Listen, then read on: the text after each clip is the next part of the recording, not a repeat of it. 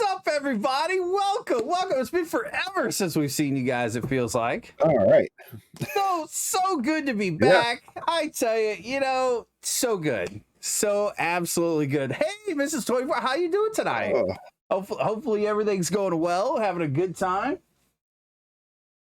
It's Friday. I know. Friday. I know we're having a good time. Hey, looky there. How about that? After my week-long hiatus. Yeah, that's right. Pixel disappears for a whole week. Hey, Mrs. 24. To the void of work and awfulness. Missed the streaming of Star Wars week. I was sad, buddy. I was sad. Yeah, I did not get to celebrate Star Wars Day on stream. That was sad. That's a tough one. That really is a tough one. Well, so you worked all week, which is unfortunate. Yep. We played a lot of Battlefront 2. I think nice. I think Monday, because since we were out Monday, we just fired it up for Monday too. And yeah, we played some Battlefront 2. Battlefront 2, it was a fun game. It's not super fluid, right? And then I guess when it first came out, they had this set up to where you could actually buy the booster cards to put on each of your characters, each of your classes. Oh, right? Really? Yeah. So it was literally a pay to win type thing, and people were not happy, which I would agree with 100% for sure. I'm like, oh my goodness, that's awful. Like, that's the worst, like, ugh. But yeah. So it took us, I would say it probably took us 2 or 3 days to get where we were hanging with the people that have been playing for years, and then we started doing good. And I got some fun clips with Darth Maul. Whew, man, it was a good time. Oh, I will say nice. What's really bad is the Empire troops are a lot worse, or a lot better than any of the rebels. The rebels, yeah, they were garbage. I was like, I'm all Empire when it comes to Battlefront 2. Like, sorry, like it was bad, but God, they were so much better. It's good to be bad sometimes, though. Yeah, those, right? Oh man, from the villain side. Yeah, seeing Vader walk around just like so good. It was so good. But yeah, so we played a little bit of that. Nothing in the lines of interesting pickups. I don't think we didn't really do any hunting this week. Kind of a slow week for that. But this weekend is trade night at our local video game store at Rad Junk. And so maybe have some pickups for next week. We'll see what people bring out. See how it goes. Oh, very cool. Yeah, it'd be pretty exciting. Let's see what else. So are you gonna stream this weekend, you think? I think I am gonna try to get a stream in this weekend. Nice. Obviously, nice. Sunday, I can't in good conscience stream on Sunday. Yeah, I feel like I would hear about that. Yeah, from somebody. Yeah, for those of you who don't know what we're talking about, Sunday is Mother's Day. So yeah, there's this person that hangs out in my chat that might have different plans for me. I don't know. She's here somewhere. Well, see, that's the perfect time. It's like co-op game stream. Right. That's good. We'll yeah, you and me will do a co-op stream. We'll leave the kids with the wives. It'll be perfect. It'll be Mother's Day. That's what yeah, I mean, if we want to get in trouble, yeah. Right. No, I don't think that would go so well. No. But we still got to get that 4-player Mario Kart that would be cool. Yeah, I'm down with that because that would be fun. That would be a good time. In fact, speaking of Mario Kart, Mario Kart 8 just became the best-selling driving game of all time. That is madness to me. Like, of all the Mario Karts, of all the arcade driving games and Cruising USA and all this stuff, we could bunk together when you kick me out. Yeah, Forza, for sure. It just knocked Gran Turismo. Yeah, I mean, Yep. They got nothing on Mario Kart. Mario Kart 8, best-selling driving game of all time. It's completely insane. Yeah, that's what we're talking about, Mike. We're gonna do like a little 4-player co-op one day. We got to talk them into it, but We'll get there. Mhm. We'll get there. It'll happen. It'll happen. Yeah, I can't believe that Mario Kart is. Which I mean, if I had to pick a driving game, that Mario Kart in one of its iteration would definitely be my favorite. Yeah, I know you would. You're kind of good at Mario Kart. I don't know if I could stream that or not. I get whooped up, you know. It'd be a humbling experience. Yeah, right. No kidding. You're like, well, that was rough, guys. Sorry. that was tough. But yeah, what else? Let's see. What's that? No, I was gonna say, yeah, Mario Kart though. I mean, that is solid. I mean, I love that game. It has, especially 8. I mean, they have polished that formula. Yeah. Through 7 other versions. Yeah, for sure. Technically 8 other versions. Yeah. Because this is 8 Deluxe. Right. But I mean, it's so many characters, so many tracks, dude. And when you get on there and you can play some of the old tracks, like remastered stuff, looks so good. They're so awesome. Oh yeah. I'll tell you, I really liked Double Dash. I liked the co-op kind of. Yeah, right. I can't believe they've never gone back to that in some way, even as like a mode or something, you know? Like that was always fun. I always enjoyed that. But yeah, that was, speaking of modes too, that was the one thing with Mario Kart 8 Deluxe, that they brought the original battle mode back. Yeah. Battle mode was awesome. Since on the Wii U version, it was battle on a track, right? It instead was like of an arena, right. Yeah, which was weird. I loved me some battle mode. Battle mode was the jam. So good. So good. Let's see what else this week. Resident Evil Village. Looking forward to that one. Oh yeah. That could be good. Have not purchased it yet, but I'm a Resident Evil junkie, and I think it'd be safe for you to play too, because there's not going to be any boats to jump. As long as there's no boats and 100%. I can get on board. Is it going to be co-op? No, this is a single player. Wow, no kidding, dude, man. Yeah, they went back, just like with 7. They went back to straight up survival horror. Nice. Oh yeah, that'll be cool. I did read something that said they tuned it down a little bit. Like it was kind of like over the top scary, so they dialed it back a little. Yeah. Oh really? Wow. Which I was really surprised about. I was kind of like, man, you know, why are you getting a Resident Evil game? You know, it's like that's what you want. Right. You know, that's the good stuff. Right. I know with 7, I have 7 on the PlayStation 4. Well, I have 7 on the PC as well. Yeah. But yeah, you know, that double dipping, you know, you can't help it sometimes. It's just easier, you know. Yeah, have it on the PS4 though, so I have VR support. Oh no! And Resident Evil 7 in VR is a trip. Oh wow! Part of me hopes they do VR for 8. Oh yeah, because man, talk about an experience though. It's crazy, huh? You can't play it for as long periods of time, you know, because you get that. Yeah. I wouldn't say VR sickness, because but you get that fatigue from wearing the headset and like the sensory overload for too long. Yeah. But man, though, it plays so like it's scary in VR. Oh, that's awesome, man. That's crazy. Woo. I don't know, man. That would be rough. That'd be kind of scary. Be kind of scary. Oh, yeah.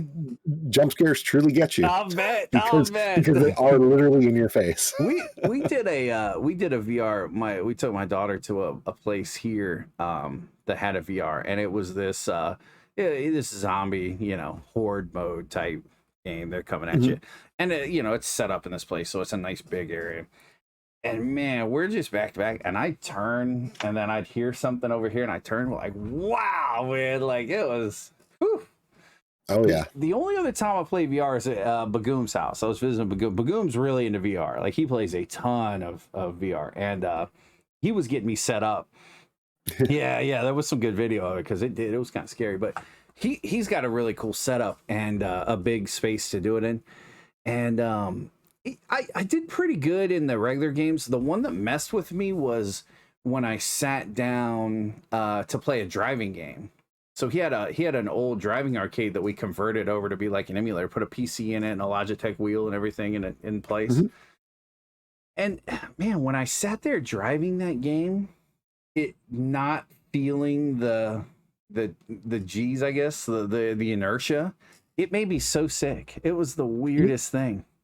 One thing I noticed, and this was from the options that were on it, kind of got me to this final understanding of what is causing that, is Wipeout on the PlayStation 4. When you play that in VR, you have different camera options for the VR. So, and it's not like the whole third person, first person type choices. Sure. It's camera like mounted to vehicle, or camera mounted to head position. Oh, wow. Like what it's attached to. Right. And when I had it locked to the vehicle, so that way me looking around, even if I lean over and stuff, I'm still like within the vehicle like that. Sure, I was good.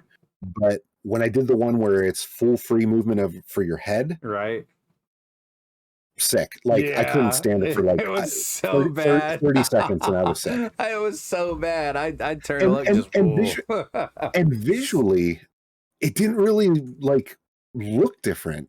Right. It was just something with the way it changed your perspective ever so slightly. Yeah. That it just immediate. You're like, oh no. Yeah, no. Just yeah. It was that's much. The only racing game I've seen that choice on. Right. Like I've tried playing Drive Club and stuff like that, and I can't do it because it's mounted or it's free move instead of mounted to cockpit. Yeah. I think he was saying hey Tyler, what's up? Welcome in. I think he was talking about he played Squadrons.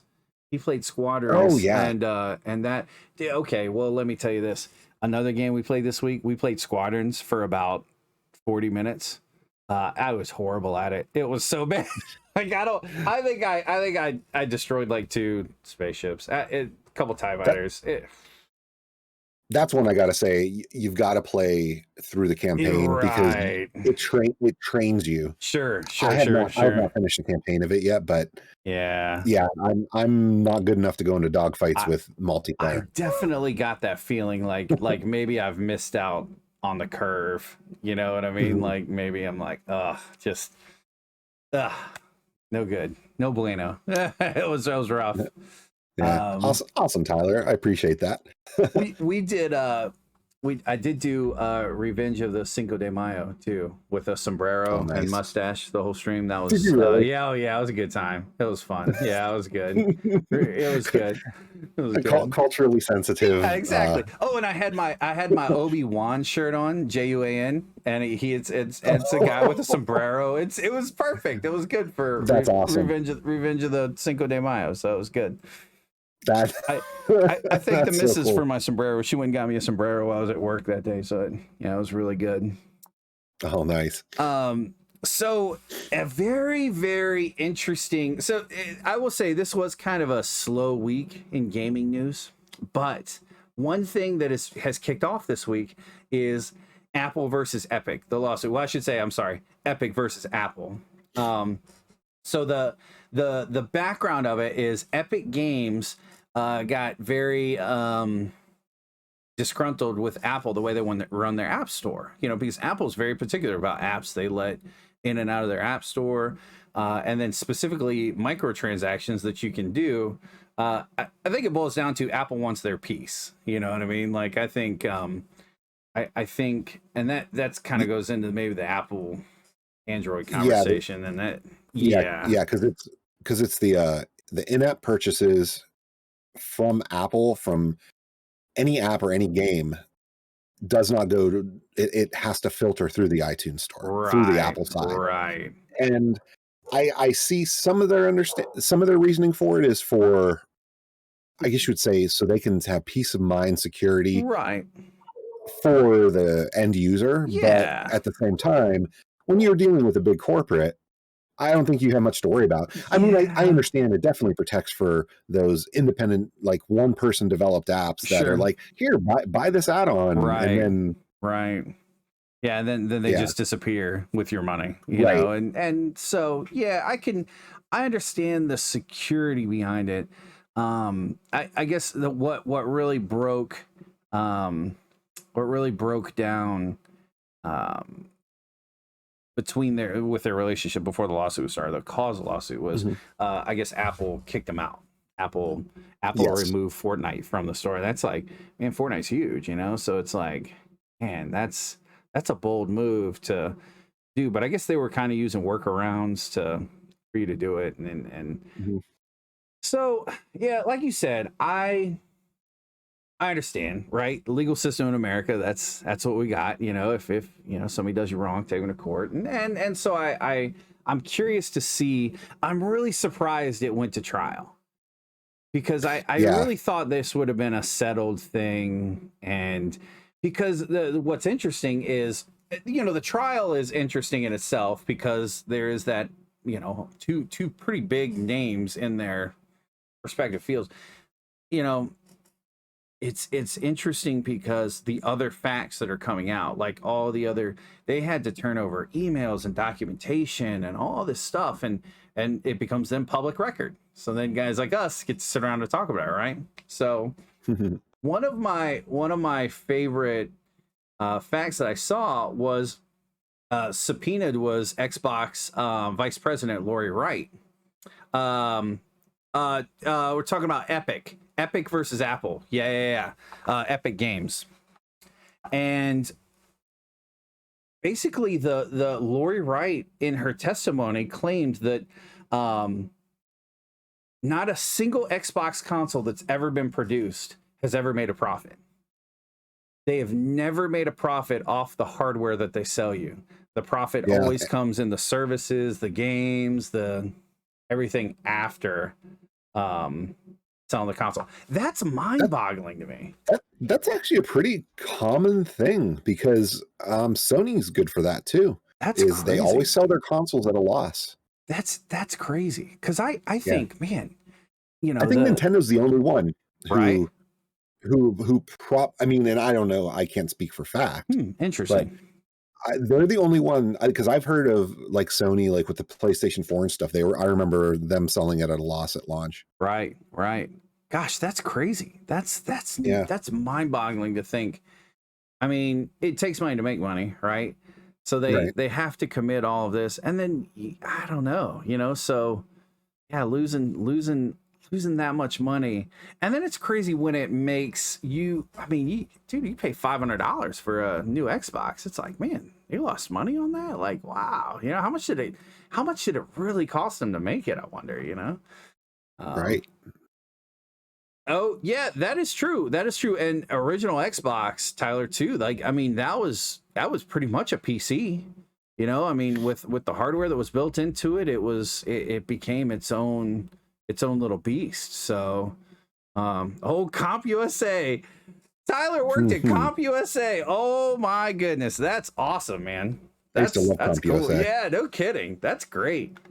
Wow, that's really good. Yeah, no kidding. And what did here's a bonus question. What did OG Xbox debut for? What was its price? Was it 200? Was it 199? Or was it 299? Oh, no, it was more than that, I thought. Yeah, maybe 299. Maybe 299. Maybe. Let's consult the internet. See what the Google say. 249.99 is Tyler's guess. Yeah, I like it. $299 initial price. $299. Wow. They probably dropped to $249 not too long after. I guess once they start making money, maybe that's when they start dropping it down. Yeah, you know, just game dirt. I mean, if it wouldn't have come out during a court case, I'd think, you know, wow, maybe they're just saying that, but dude, it was like original, yeah. PS2 was $299. The fat PS2, yeah, that was a $299 one. And it's funny. I mean, to little aside from, I know we're talking Epic versus Apple as our main topic, but mentioning the PS2 being $299, I just watched on. Oh gosh, what I watched it on? It was on I think Paramount Plus, Console Wars. Oh yeah. That's a good one from 2020. That's a good one. And they had the thing where talking about basically what finally put the final nail in Sega with the Saturn, when they had this new hardware pushing it. They're like, oh, it's going to be $399, and then at CES, Sony comes on and just basically walks up to the mic, goes $299, and walks away. Wow. Wow. They're like, we have one announcement, $299. $299. That was it. Wow. Mic drop. Yep. With the PlayStation 1. Original mic drop. Wow, that's awesome. And they did that again. Remember Sony did that again to Xbox. Oh, yeah, that's right. I do remember something like that. Yeah. I think it was the PS4 versus the Xbox One. Yeah. Right. They pulled another mic drop. That's right. And you know what? I think PlayStation 4 whooped up on Xbox in the beginning. Xbox One, man, Xbox One to me was making some of the mistakes that PlayStation 3 made. And PlayStation 4 learned from their mistakes. You know, it was like and then just doubled down on what worked. Right. Yeah. And oh man, I think they've kind of leveled out, you know, but man, in the beginning, that was rough. Tyler, that's crazy. So CompUSA made $7 on. Was CompUSA one of those places where you worked on commission, or were you just paid a salary? Because like, what's your commission on, like, if you were to sell it to someone, what's your commission on $7? You get like $2. Like that's pretty rough. That's painful. Creating Sony account. Really? Yeah, I'm shocked by that. I didn't think either were hard to do, but gosh. Then again, though, I've had my account since a long time. I got my Xbox account. I had it on the OG Xbox, but it didn't transfer over. I had to create a new one on the 360. I think Xbox kind of messed that up. Yeah, my Xbox account was on 360 launch. Yeah, because I remember waiting in line for that system and taking it home on launch night.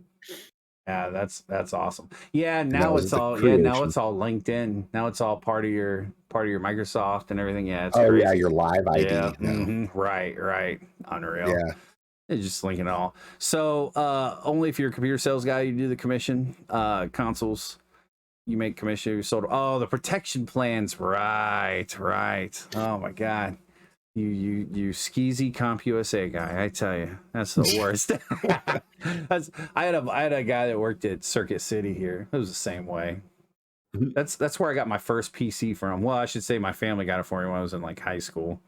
Oh yeah, I could never get into sales. Like I'm a fast talker. Like I love to talk to people, but I don't want to have to sell you something. That's just meh. Right. I'm too honest to be able to like push something on someone who doesn't need it or doesn't want it. Do I really need this warranty? And you're like, like no. No. I mean, yes. Non-commission sales, I'm all about because I used to work at Best Buy and stuff back in the day. And I'd love to just talk about products. Oh, yeah, for sure. Information about them. But I'll tell you, it's funny, too, when Best Buy kind of got away from their commissioning thing. Dude, I felt like people talk to me more now in Best Buy just from, like just wanting to call up and talk to you. It's like, wow, I get more help now than I did, back in the day. It's crazy. Yeah. I mean, when I worked there, commission had already gone away. So it must have only been in the very beginning. Yeah. It was way early. I knew a guy that worked there before he started working where we worked in Maryland. And he was like, yeah, I worked on commission, but it went away. And he was happy to see it go too.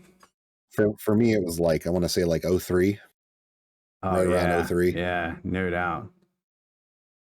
Man, unreal. Oh wow, just a game nerd. Yeah, that's crazy. I'm looking at that.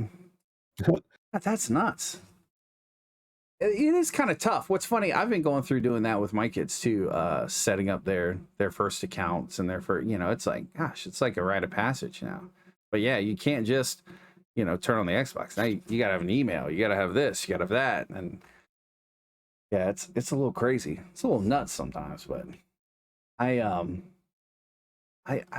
think in the generation before when you didn't have to do that, like 360 time frame, it wasn't so bad. You could just kind of make your stuff and do it. But. Yeah, it was a lot simpler. So you were like OG Geek Squad there, Tyler. That's awesome.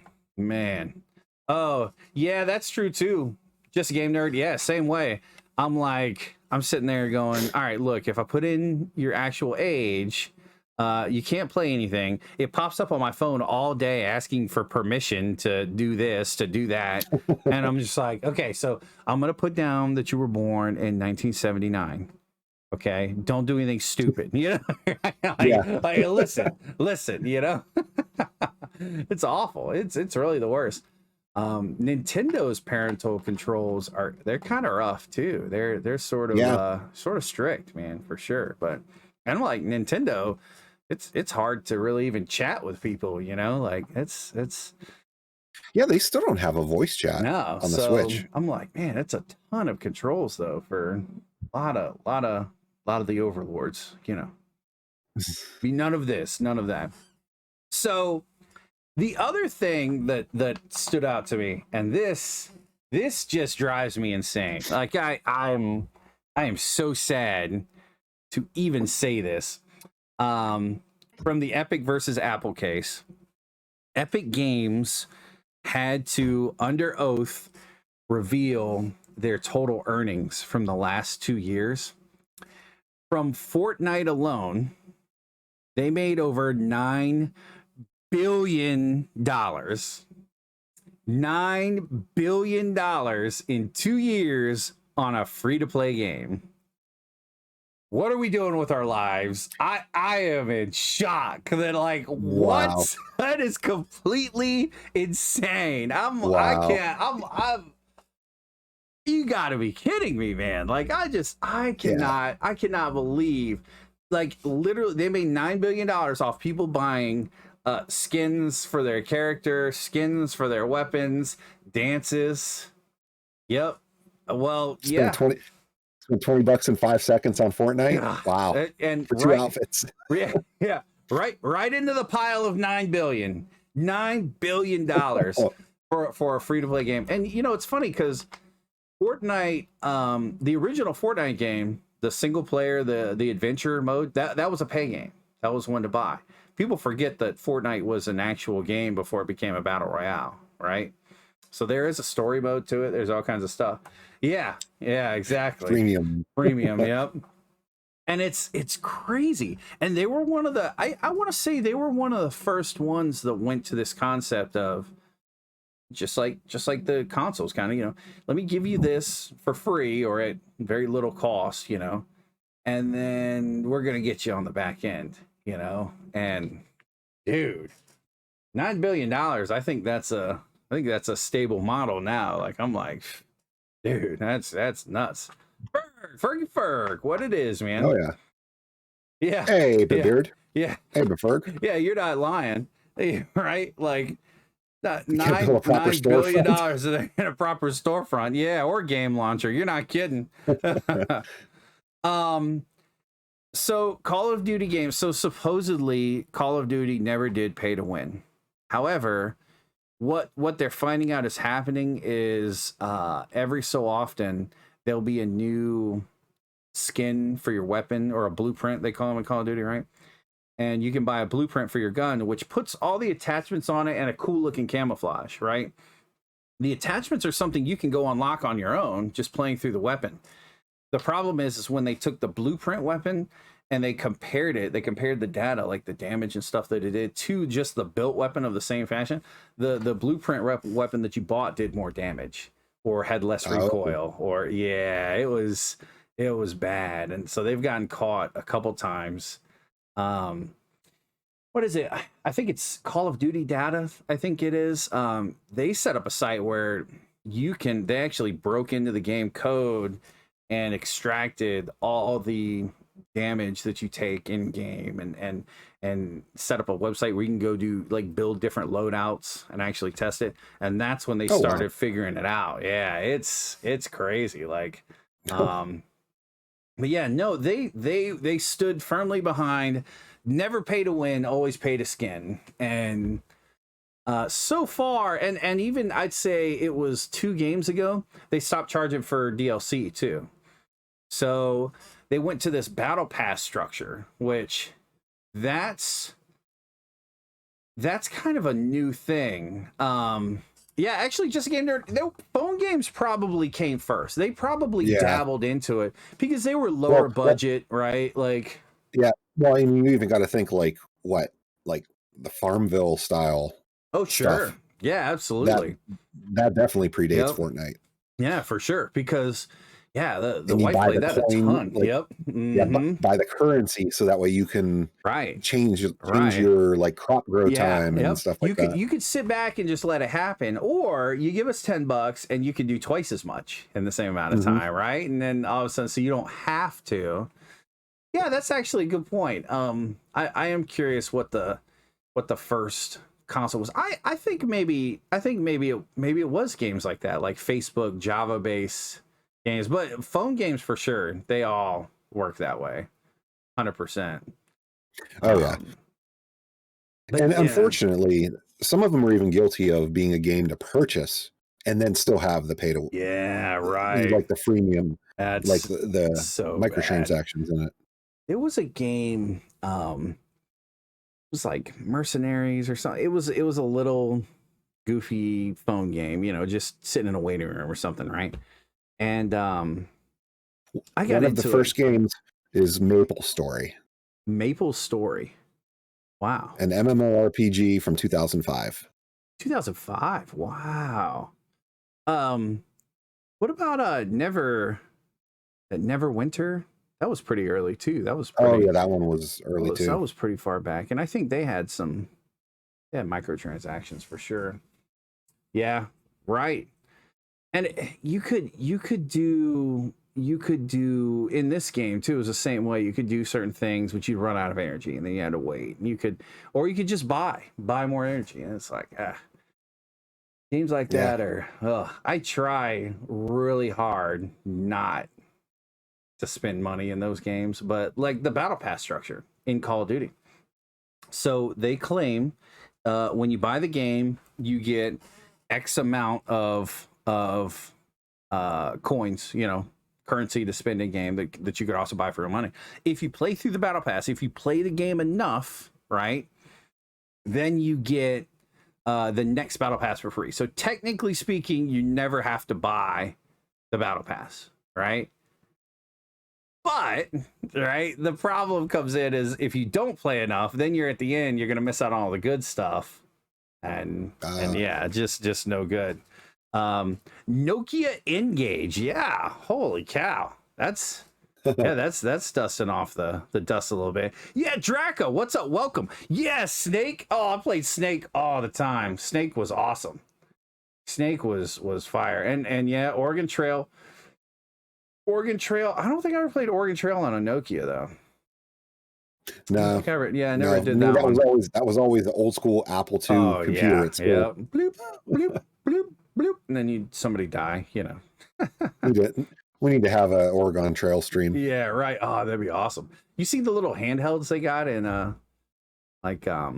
Target and stuff, dude. Those are really good. They play really well. It was good. Tafari, you're right. Nokia, playing Snake on Nokia was awesome. I didn't have a Nokia. My wife did, and I would play Snake on her phone. It was so good. It was awesome. I don't remember Diablo 2 having the buy stuff, but I remember Diablo 2 was one of the first games that stood out to me where people were selling gear that they found. Like there was this unregulated marketplace. You go on eBay and buy armor and stuff, and then they just meet you in game and trade it with you. And that was weird. That was kind of weird on Diablo 2. And honestly, maybe it's stuff I have to think that innovations like this come from the players and the fans of the game doing it anyway, right? So like they just start like Diablo 2, they started buying, selling, trading, and then all of a sudden you get like an auction house and WoW and stuff like that, and that's crazy. A lot of games out there that are totally unregulated with it, and that's no good. I am astounded. Draco, we were just talking about Epic versus Apple, and the case that started this week, and some of the fun facts that came out about it. Fortnite, the game, in the last 2 years has made $9 billion. That's billion with a B. $9 billion. And I'm like, and you know they're sitting there like right. this. 9 billion? Yeah, it's like $9 billion. $9 billion. I imagine like Mr. Burns back there, like, yes. Excellent. Excellent. Yeah. And then, yeah, with their stuff being leaked, the game itself you can play for free. I will say Draka does have an Epic creator code, so anybody that is spending money on Epic, Draka, you should post your creator code in chat. Free advertising, buddy, just for you. But yeah, so it's like, yeah, let Draka get a little slice of that 9 billion, you know? Yeah, Uncle Scrooge swimming in it, yeah. That's awesome. It's like, whee, you know. Oh wow. Oh, all the skins that didn't come out, there's a PowerPoint linked with them. Wow, that's crazy. That's funny. I wonder if people are like, dude, we gotta get this. Like, this would be really cool. I'm surprised at all the licensed stuff they have. They have a lot of legit Star Wars stuff and things like that. There you go. Track 851 TTV. Help my buddy out, fellow streamer. You missed the beginning. We had some fun. We had some fun starting out. I 100% blame Pixel because he worked too hard this week. We got through it. We got through it. Restarted around. I'm stoked to see what comes out of this Epic versus Apple, because like I said, I really thought this would settle out of court. I did not see this going to yeah, that's right. Yeah, blame Pixel for everything. Yep. I'm good for that. Yeah. Yep. Hey, I take the blame. I was on a stream hiatus all week. That's right. Man, I didn't even get to touch a video game. So sad. So sad. So what it is Apple, I should say. Epic is suing Apple because Apple removed Epic from their game store, from their app store for their phones, because Epic was finding a way around. Apple is very controlling when it comes to how they receive money through their apps, and Epic found ways to let people pay them for things in game and then deliver it to them in game, circumventing the app store. So I think about a year ago. Yeah, exactly. Yeah, I think about a year ago, and they kicked them out. Yeah, they cut them all out because 100%, you're right. Apple wants their cut. They want that pass through, and you know, they host the network and they get a cut of everything. And but it was about a year ago. Yeah. I mean, I could see the similar things like Xbox when you buy stuff. Sure. You have to use, you know, from your Xbox account makes that purchase. But if something inside just had here, enter your credit card here. Right. Microsoft probably wouldn't be too fond of that either. Yeah. I did hear about the slander campaign too. That's funny. And I truly thought that I truly thought that they were going to settle this. Like, you were going to see Fortnite back on the store. Fortnite was going to agree to start giving them a cut. Probably some money change hands that we'd never figure out how much or who. And then, you know, life is normal. Because it came to court. That's right. There was the Apple skin. That's funny. Because it went to court, we're finding all these awesome facts because people are being subpoenaed to testify. Because, you know, Apple's trying to make the case like, look, Fortnite's making a ton of money. $9 billion.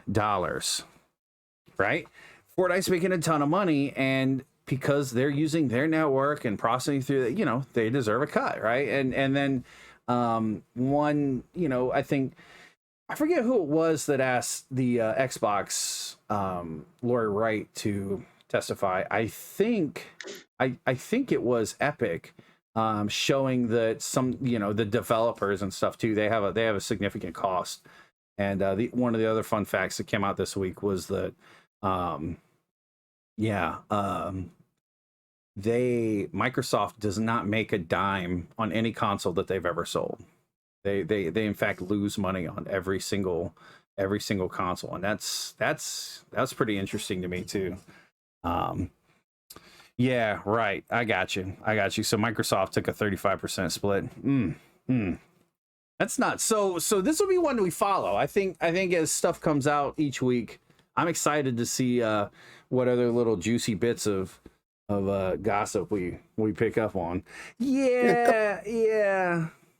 A couple other interesting Epic figures that came out with this is, there's no exact number, but they spent at least $1 billion on exclusives for the Epic store. Wow.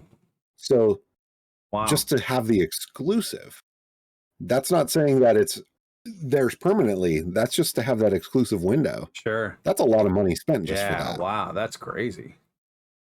That's and to a lot lesser, all those free games they give away, spent approximately 11 million. Wow. On all of our, weekly free games that we get. Wow. Man, that's interesting. I didn't realize. There's just a few other figures that came out of all this, I guess. Yeah, that's interesting. Yeah, just a game nerd. I'll be honest with you. I'll bet it's less than $100,000 a year. I'll bet. I have heard game developers. So I work in electronics field. I work with a lot of computer scientists, programmers, developers. I have friends that have written games and things, and I don't think they make that much. I don't think they do.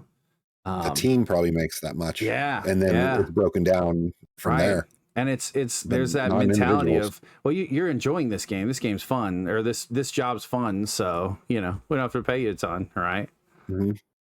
Yeah, that's true. That's true. If you look at PC building now, the prices of things for sure, I could understand that. And a lot of those CPUs and GPUs are going into the consoles. The consoles are more like PCs today than they ever were.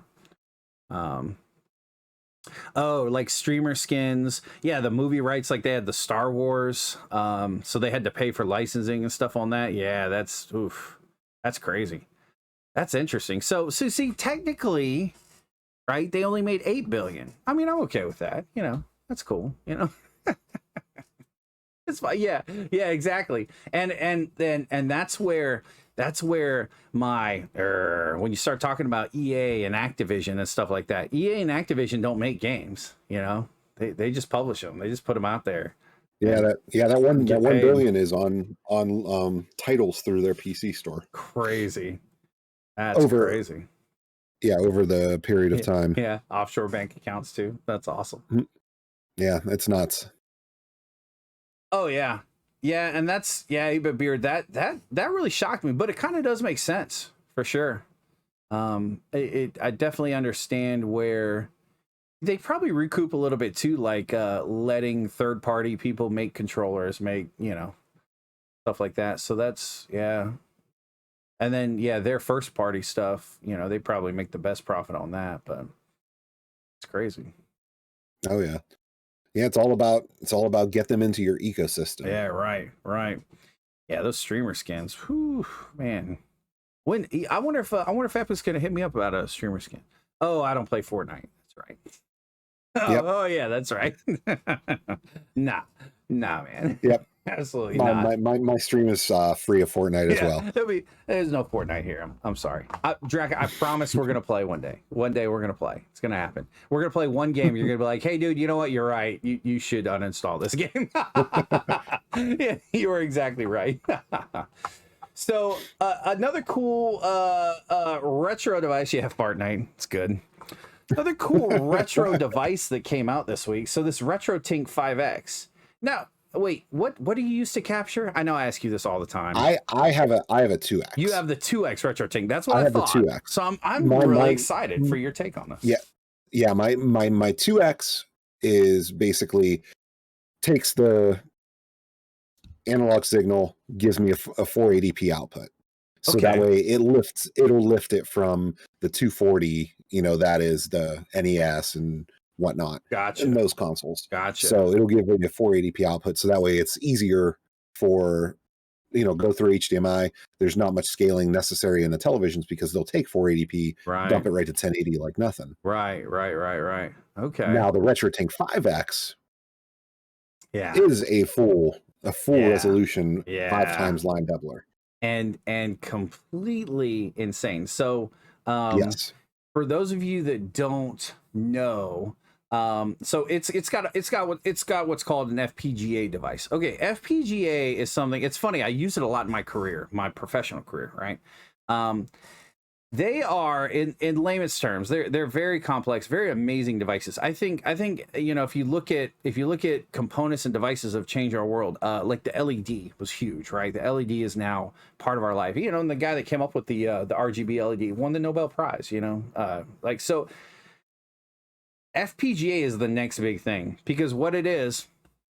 So back in the day, if you want to build a computer, if you want to build a system, and you need some sort of processor to run this system, you would have to find the chip that had the correct number of instructions, the correct amount of memory to fill your banks. And because basically a microchip is just inputs and outputs. If you get to it really simple, right?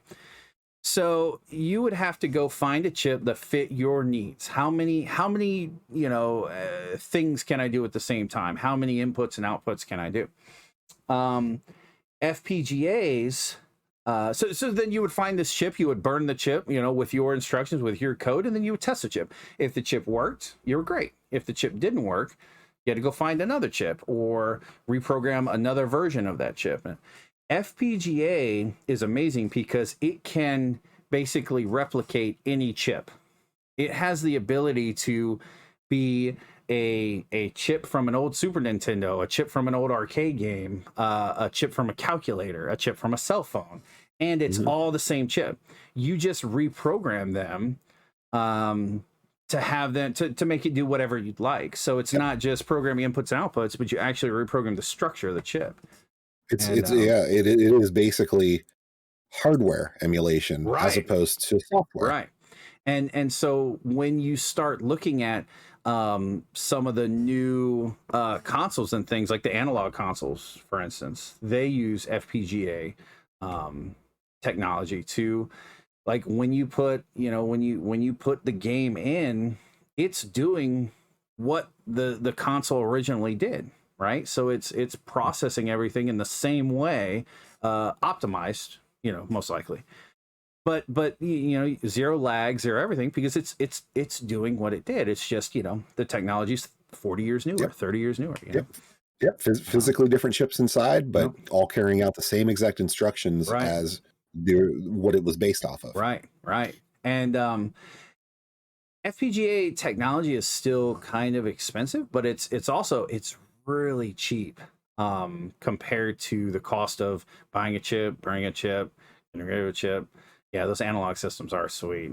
But so they can act like anything. So how RetroTink is using it is they're on the fly able to reconfigure video inputs and outputs for whatever console you're playing. So they know the video standard for each of your old retro consoles. And I'm talking about frequency, you know, color and scale and everything like that. And so they know what's coming in. They're basically reshaping it at a digital level on this chip, and then making it match the standard outputs of high definition televisions today.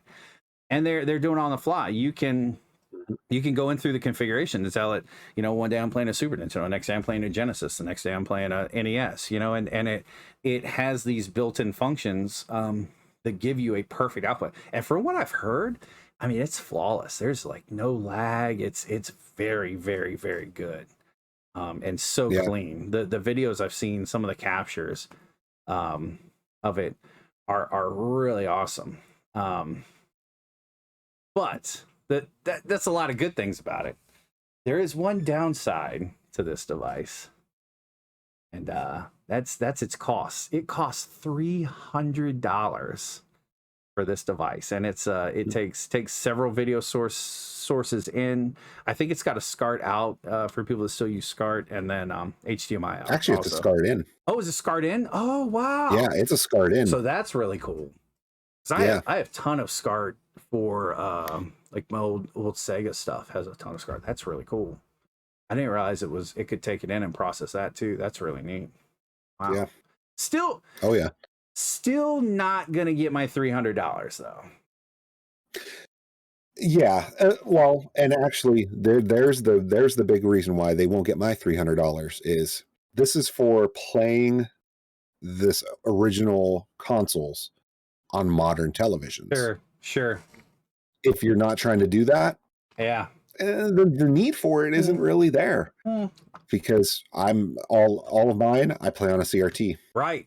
And CRTs are still available, you know? Exactly. And my only reason for having my RetroTink 2X was just so I can get the output from my CRT captured for stream. Right. It has no lag either. Sure. You know, because it is, you know, all on chip line doubler. Right. But I'm not concerned about bumping it up to, you know, full 1080p resolution. Yeah, you're not like trying to stretch it out and all that anyway, so that makes sense. Exactly.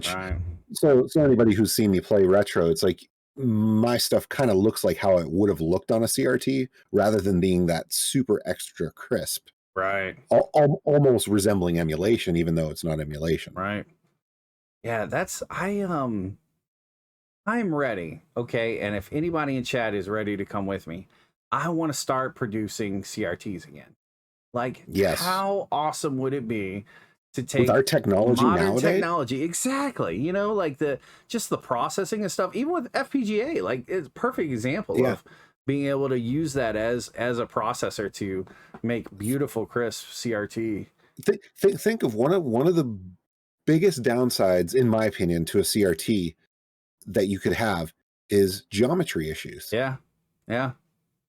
With our modern technology, you can't tell me that we can't squash that completely. No, absolutely. Every screen could have near perfect geometry. Oh yeah, absolutely. And because you could have an FPGA, you could adjust, micro adjust every input and output that's being processed. Right. And even the tube technology has come a long way too, to where I've seen very smaller tube in like industrial applications where they'll still use a CRT for like a monitoring device. And God, they look beautiful. They look so good. And it's like, man, why can't we make TVs again? And then if they started making TVs again, or started making CRT monitors like that, all the people who spend all that money on their PVMs and PBMs would be so upset. Because technically now you could create something that blows those out of the water. Yeah.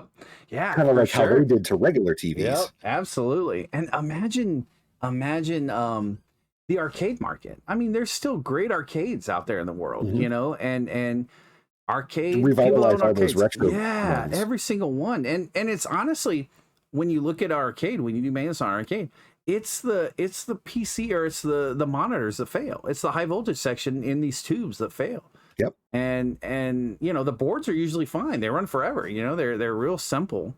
Man. I have seen some converted and put, you know, with LCDs put in them. Yeah. Like I've seen like a Popeye. I've seen one of those with an LCD, and it's just like it just doesn't hit right anymore. It's not. Like, it's to look not at the it, same. It's not the same, because you think about when they program these games, they took into account the timing of the screens, the refresh rates, the scan lines, the type of monitor that's going into it. That was brought into your mindset when programming these games. You know, same with you know, consoles, home consoles and stuff too. Yeah, they were designed around the abilities and the flaws. Right. Exactly. Of those displays. Exactly. So when you take those flaws away, that were actually being leveraged in their favor. Right. Yeah. It's crazy. I'm ready. That actually brings me to have you ever seen the one person I saw online, one of these other retro gamers, like big heavy into arcade and for, you know, and console, like what's preservation. And they were talking about how comparing the difference between like CRT television, the PVMs, and than even on an LCD, and they showed like what emulation looked like in comparison. Right. And they were talking about how some of the way they did the pixel layouts on sprites were meant to use that, not having an actual determined pixel. Right. They were meant to actually blur and blend. And there are some where like they've compared these screenshots, and I'm like, wow, something that was supposed to look like it had like a symbol on like the helmet of this character just looked like a big old couple big blocks. Right. But then you looked at it on through the CRT's shadow mask and everything, and it actually had like a triangular shape to it, like that looked like it was really, really interesting. Wow, that's really cool. I'm gonna have to find that and post it in both of our Discords. That's really cool. That's awesome. But that's where, you know, designing something with the shortcomings in mind to actually get the best they could out of that display looks worse on a super sharp display. Right. So revitalizing CRT industry would be amazing. Oh yeah. Oh, for sure, dude. We need to go on Shark Tank and be like, we think we need to bring CRTs back. We could do it. Make them lightweight, make them cost effective. You know, last forever, bulletproof. Oh, dude, I'm ready. That would be awesome. Oh yeah. Hey, don't you say never, Tyler. You get out of here with that negativity. Yeah, if I ever hit the lottery, I'm gonna fund a startup. That's right. We'll fire it up. Do it. Yep. Yeah, that's true. Although I don't know though, with new technology, with the advances they've made in power supplies and stuff, even the high voltage sections within, if you had to still run off a tube, which I would assume you'd have to, I think you could go green with it. Not green enough. But yeah, and defining your customer base might be a little difficult, but I'm gonna tell you right now, if there's people lining up to spend $300 on a device to make your retro games play on TV, and this company is selling them like crazy, they're sold out everywhere. I mean, you can't tell me those same people aren't gonna line up to buy a TV. You know what I mean? Like, yeah, it's just, man, absolutely. I think there's potential. I really do. But someday if we win the lottery, I'm with you. I'll go for it. Oh yeah, we would have to make that happen. I think that would be. I'm ready. Yeah. And that's true. Then so if you would definitely have to. You couldn't just create a new CRT. You know, in the same style. You definitely have to. You'd have to like flip it just right, and then honestly, you sell it to one of these. You could license out. Now imagine getting a 1-up arcade with a CRT in it instead of an LCD. For like an upgrade. Like, yeah, it'd be niche market, but man, God, that would be good. And that's one of those. Yeah, that's definitely one of those things that there would be the market. I mean, there would absolutely be the market for it. Yeah, I think so. Let's see. So, last week, or was it this week? Pokemon Snap came out. So, I'm gonna be straight up with you. Yeah, and I think that's what you'd end up doing, Tyler, is making it kind of fit. It would have to be much more modernized. And lighter weight too. Gosh, I've carried too many CRTs up my stairs at home. It's awful. It's the worst. But yeah, Pokemon Snap. So I'm gonna tell you right now, I have played cumulative my entire life about 3 minutes of Pokemon ever on anything. I never played. So I grew up. I was an Air Force brat. I grew up in Germany. And when I was there, it was like the era of GameCube. But back then, the world was a lot bigger, like, so we got movies months later. There was no internet yet, not commercialized anyway. And, so we got movies months later. We got games much later. We got everything so much later that I never really got into I never really got into Pokemon. You know what I mean? Like I never got a GameCube. I never got a Pokemon. We had a SNES, and then we got back to the States. Nintendo 64 was out. You know what I mean? So it was kind of, we sort of missed that whole generation. So I see tons of stuff on the Game Boy, Pokemon games, and everything. I don't play them. Did you play them? Yeah, not initially. Yeah, not initially. Yeah. But yeah, that was the thing with Pokemon though, is they were Nintendo's handheld system title. Right. They had some of their offshoots and their side projects that came to the consoles, like the original Pokemon Snap. Mm-hmm. They've had like Pokken Tournament, which is like the fighting game. They've had stuff like that on the home consoles. Right. But yeah, all the mainline Pokemon games have been all handhelds. And the Switch is in that interesting situation that it's technically a handheld. Yeah, so it got the mainline Sword and Shield. Yeah, I can see that. You know, but you can actually play it on television. Nice.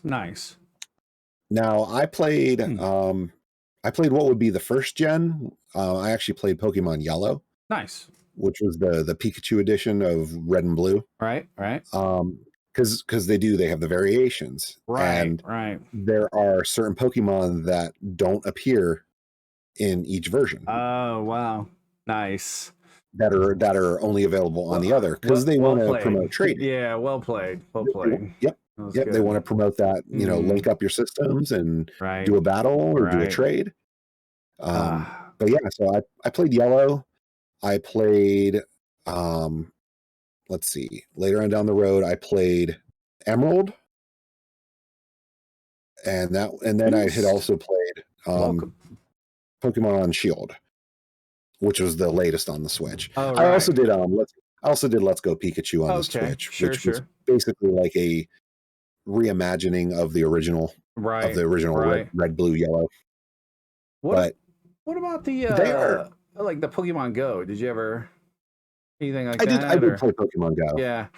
And that was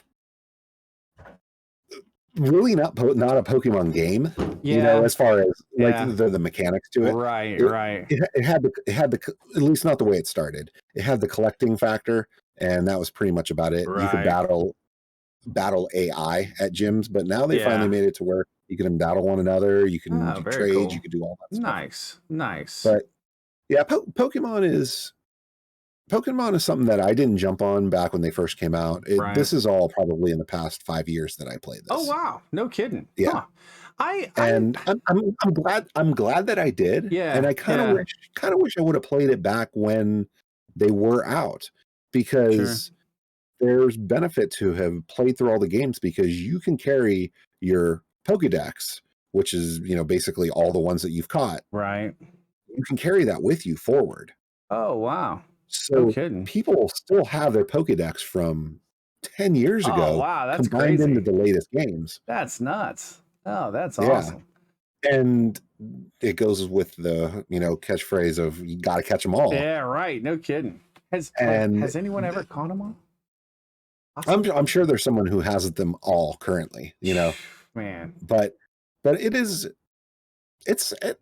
it's worth checking out. I mean, it's worth playing some, because they're actually pretty decent RPGs. Wow. Yeah, no, Beast, so welcome in, man. It's good to see you. It's been a while. So our Friday night podcast, we're talking about the new Pokemon Snap game that came out for Switch this past week. And I'm not a Pokemon player. Never played. Now, Pokemon Snap on the 64, it had a camera, right? That was the whole Snap, right? Correct. Like, okay. So I guess that's kind of cool on the Switch. Switch has a camera in it too, right? So. Well, it didn't use actual physical camera. Okay. Yeah. It was in game. You were taking the pictures. So you were going around taking pictures of them. I got you. Yep. Yeah. It was basically kind of like what would be like an on-rails shooter. Yeah. Except for you're a photo shooter. Oh, nice.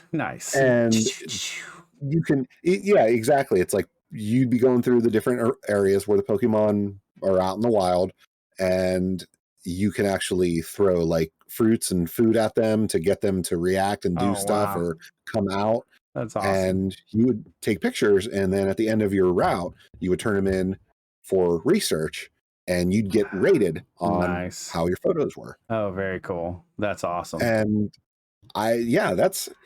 it's an interesting play style. And obviously for if someone loves Pokemon, I mean, from what I understand, this new one is amazing. Yeah, it's really good. As far as that goes. Oh, that's cool.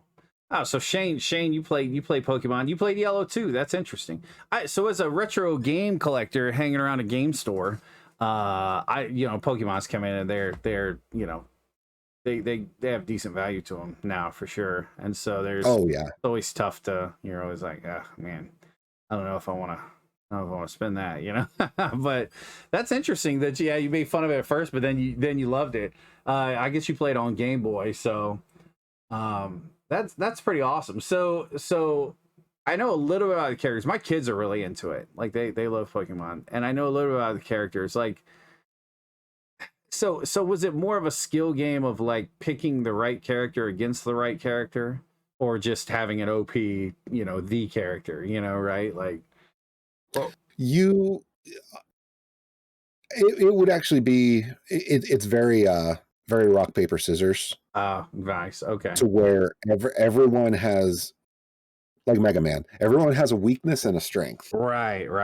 And you would have to leverage that with your team. You actually have a team of when you finally get enough Pokemon, you have a team of 6. Oh, gotcha. Okay. That you can rotate in between. Nice. And every time you switch to a different one, it takes one of your turns, so it gives the other one a chance to attack. So you kind of have to have your order planned on how you're going to battle. Right. Otherwise, you're going to take extra damage. Oh, sure. But yeah, it is a matter of some rock, paper, scissors. They each get up to 4 moves. So nice. They can be defensive moves. They can be, offensive. It can be healing, stuff, all kinds of stuff like that. Buff moves. Right. Buffs, debuffs for the enemy.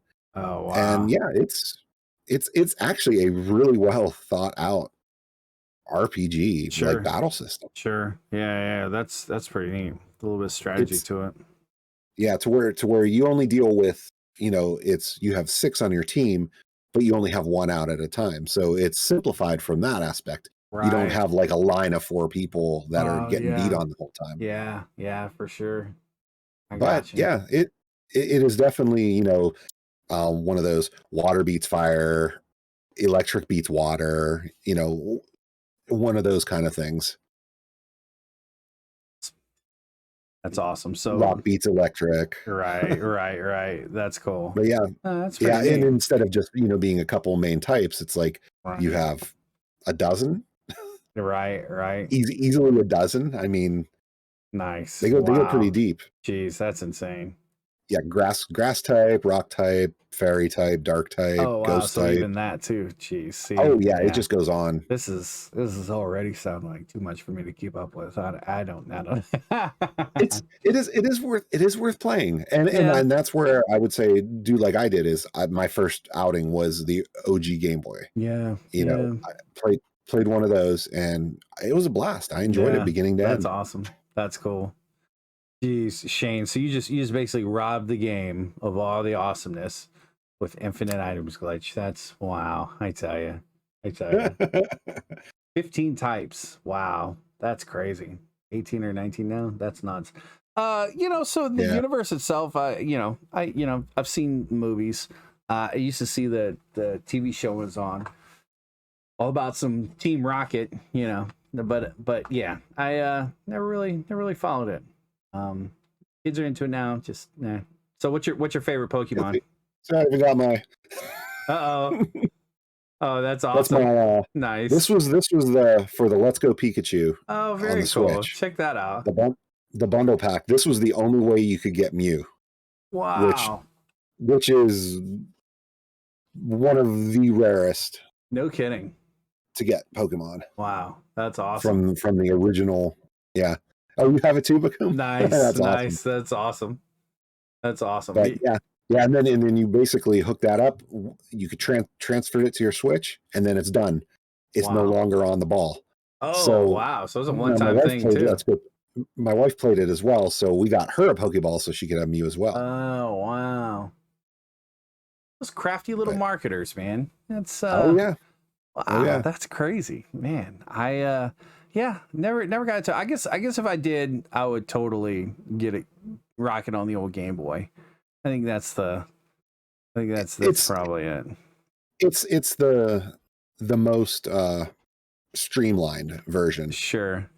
Because Hey, it's the origins of it, so that way they didn't delve off into all these different extra abilities, different right scenarios that you can get into. Yeah, that's good. That's cool.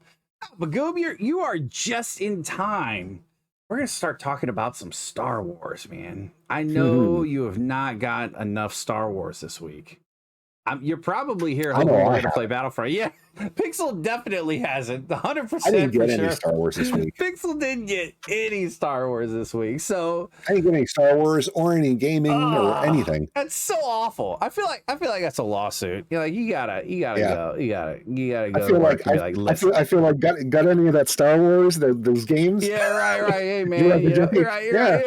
Hey man, you gotta have Star Wars games. I need some Star Wars games. Oh my god, yeah. That's what I was saying that earlier. Man, the Battlefront got really good towards the end once we started leveling up our characters. It was fun. We had a pretty good time with it. So Star Wars week, right? So I am not the nerdiest nerd. I am not the aficionado, but man, I love some Star Wars. I will always love the universe. I will always love the we talked about we've talked about it before. I love it. I think it's great. For Star Wars week, Disney Plus came out with some pretty awesome little shorts. There was a Simpsons short, which is hilarious. One I did watch that. Oh my god, the 5-minute little short was so good. I could watch it 3 times and keep seeing new things. It was really good. And then the biomes and the starships flying through too, really cool. Like just very imaginative. And then for me, I just got through rewatching the Clone Wars, so seeing the Bad Batch as a show, I loved it. The Bad Batch does an amazing job of tying together Clone Wars and Rebels and the movies, and it's wow. The first episode was great. Second episode's out now. I haven't seen it yet, but it's an animated show. Bad Batch is post Order 66, right? Yeah, the first episode starts when they're given the order.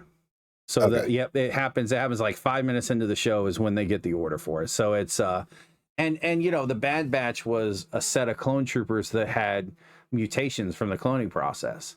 But they were mutations that enhanced them. So they took all of them and made like a unit, like kind of a special unit. And Order 66 didn't exactly flow so well on all of them.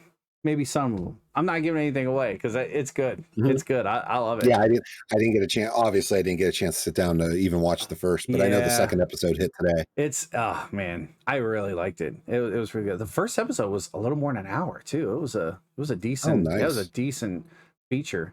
So Star Wars week, right? So we talk about Star Wars week, and Star Wars week now is around May the 4th, because May the 4th be with you, may the Force be with you, right? But I know but I'm curious if anyone in chat knows, and no cheating. The May the 4th be with you was actually not coined by anybody having anything to do with Star Wars. Does anyone in chat know who coined it and why? I'm real curious about that. And that's something new I learned when I read it. Yeah, I was like, I did not know that. I knew that it didn't have anything to do with the Star Wars universe. I did not know it was that individual. I did not know that. It's kind of Star Wars week to me. I feel like, and not too long ago, I feel like 4 or 5 years ago, if you were at work or something and you were like, hey, may the Force be with you, and someone else perked up and was like, oh yeah, always, right? Like that was your, oh yeah, you're a Star Wars guy, I'm a Star Wars guy, like, hey, what's up? It's like, did we just become best friends? Right. And now it's starting to feel kind of commercialized. It's kind of, kind of. Yeah, they kind of took this precious thing. Yeah, and it's like, and, yeah, and it's kind of getting kind of grody. I'm not gonna lie. I sort of liked it when sort of us nerds could be like, it's our undercover hello. It's like motorcycles when they go by, they give each other the what's up, and that's what we had. We had that, and now Disney's taking it from us. All right, I'm gonna assume because nobody popped up in chat. I'm assuming nobody knows without a Google. So it was said. It was we said. Can keep it. Yeah, right. Yeah, listen, I tell you. It was said by British Prime Minister Margaret Thatcher on May the 4th, 1979, and it was celebrating her election. And then the party that she's with, the political party, actually took an ad out, I think. And after she said it in the speech, they took an ad out and said, May the 4th be with you. And so it was that was kind of like the first coining of the phrase. And then I don't know, somebody that loves Star Wars was like, yeah, May the 4th be with you is right, and there it went. It was like it was on fire. But kind of interesting that it didn't start that way. I guess it's not a stretch to make it like, of course, but it's. And then after the prequels, now we have Revenge of the Fifth. Yeah, Revenge of the Fifth, which is awesome. Yep, so good. So let's see some fun facts. Let's see what's some good fun facts.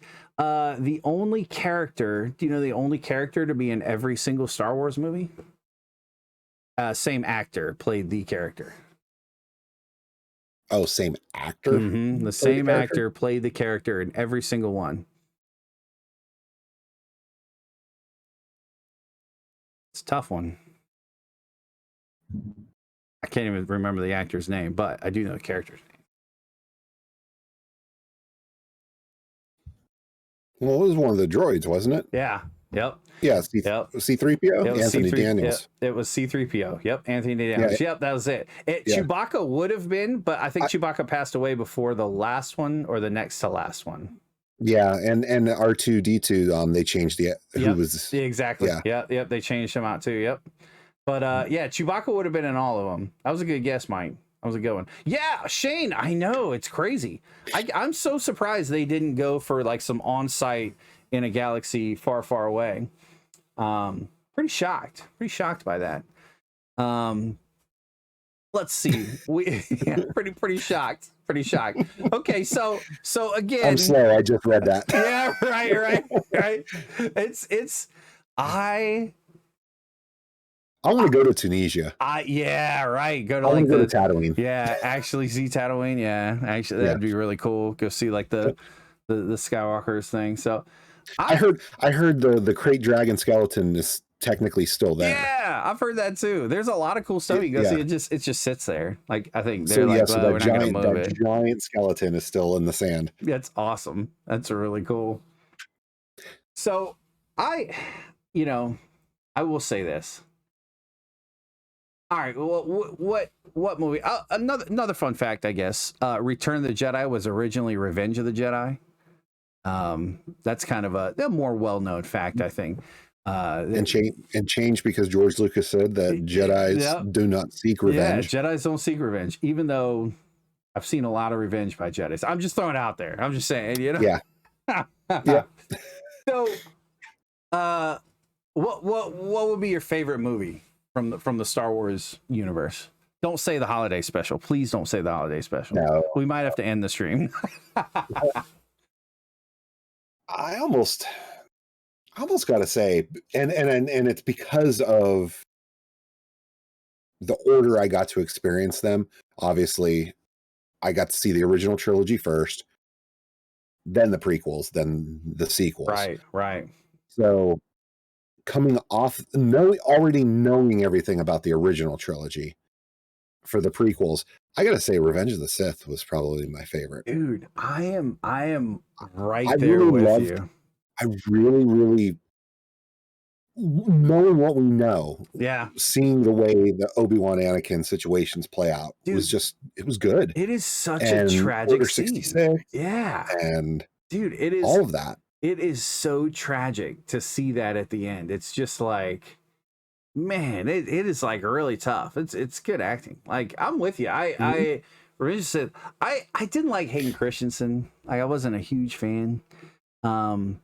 But he played kind of a pompous Jedi pretty well. You know, he did a pretty good job. Yeah, because looking back, what the character was supposed to be like that, I really couldn't think of anyone else in his role. Yeah, like I couldn't imagine someone else doing it. Honestly, yeah, definitely not.